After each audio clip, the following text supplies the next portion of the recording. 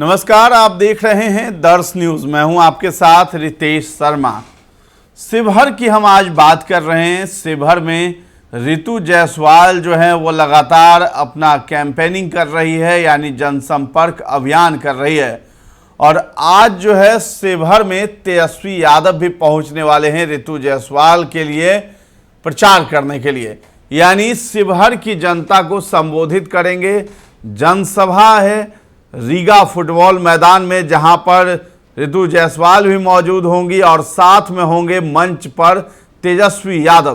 तेजस्वी यादव ने ऋतु जायसवाल पर भरोसा जताया है।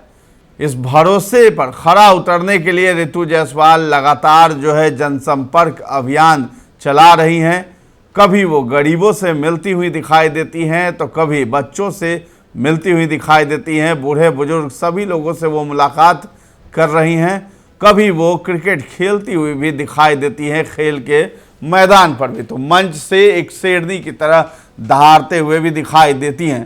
तो सीतामढ़ी में जब तेजस्वी यादव पहुंचे थे जनसभा को संबोधित करने के लिए, सीतामढ़ी में उस दिन जब अर्जुन राय और ऋतु जायसवाल दोनों ने नामांकन किया था, तो वहां पर जीत का माला पहनाने के लिए तेजस्वी यादव पहुंचे थे सीतामढ़ी। ये दूसरी बार होगा जब ऋतु जायसवाल के लिए तेजस्वी यादव मंच पर मौजूद होंगे और शिवहर की जनता को संबोधित करेंगे।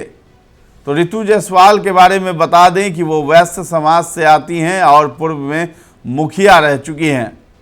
उन्होंने अपने गांव यानी सिंहवाहिनी पंचायत की तस्वीर बदल दी, जिसके लिए उन्हें सम्मानित किया गया और पूरे हिंदुस्तान में उनका नाम हुआ, उनके गांव का नाम हुआ।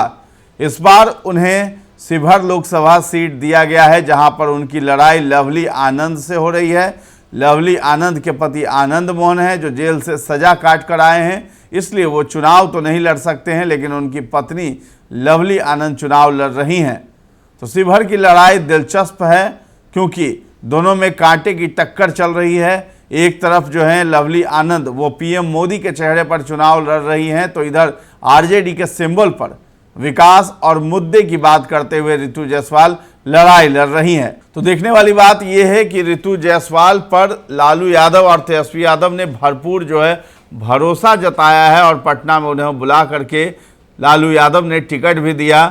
टिकट लेने के बाद ऋतु जायसवाल जो है अपने क्षेत्र का दौरा जो है लगातार कर रही हैं और जनसंपर्क अभियान करती हुई नजर आ रही हैं। आएगी तो जंगल राज आ जाएगा।